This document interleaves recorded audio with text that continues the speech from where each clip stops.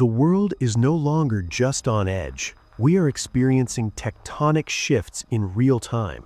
We are witnessing the most dangerous and volatile geopolitical landscape in decades. Crippling energy crises, major power overreach, armed conflicts converging across multiple continents. For anyone trying to navigate this complexity, understanding these connections is not optional. It is critical for your future.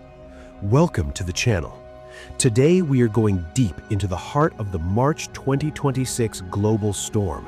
We are analyzing the precise economic impact, how it strangles rising powers like India, and addressing the terrifying question dominating the intelligence community.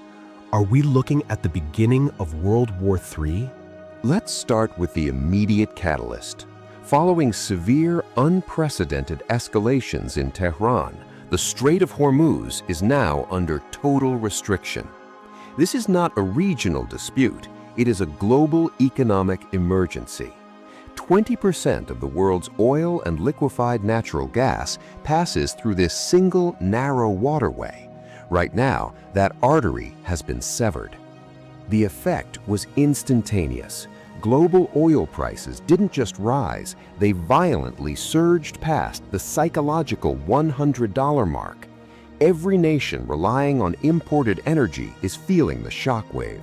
This is a real-world energy crisis unfolding on a scale we haven't seen in our generation, threatening to completely derail the global supply chain. But this crisis isn't happening in a vacuum. It is compounding a world already stretched to its absolute breaking point. The United States is currently managing massive logistical and financial involvement in Eastern Europe, while simultaneously deploying significant strategic resources to counter instability in Venezuela. American power is being stretched across entirely different hemispheres. And as the major powers look away, other critical players are moving their pieces. North Korea's recent barrage of ballistic missiles was not isolated posturing. It was a calculated, synchronized statement. It was explicitly designed to test Western resolve on an entirely new flashpoint, effectively proving that a move in one region ripples violently across the globe. So, how does this global fracture impact a non-combatant major power? Let's analyze India. As one of the world's fastest-growing economies and one heavily dependent on energy imports, New Delhi is caught directly in the blast radius. The Hormuz closure instantly sent India's massive energy import bills soaring. We're talking about an immediate shock to manufacturing, transport, and the cost of everyday goods for over 1 billion people. Diplomatically, India is walking a razor's edge. They are forced to balance a critical strategic partnership with the United States against historically vital energy ties with nations like Russia and Iran. Every single move India makes right now, every statement issued, is a complex, high-stakes calculation for national survival. Now let's address the heaviest question of all. Is World War III possible?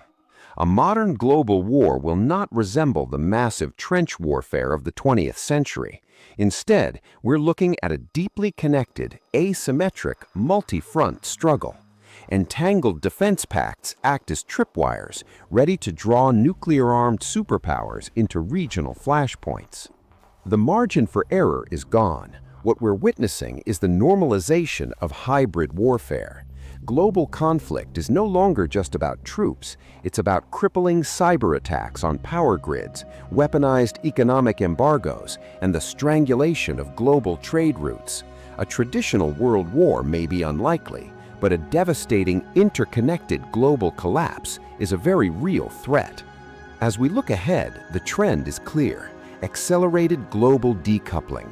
Nations will move aggressively to reduce interdependence. Self-sufficiency in energy, technology, and defense is no longer about economic efficiency, it is about survival. The global situation in March 2026 is volatile and deeply concerning.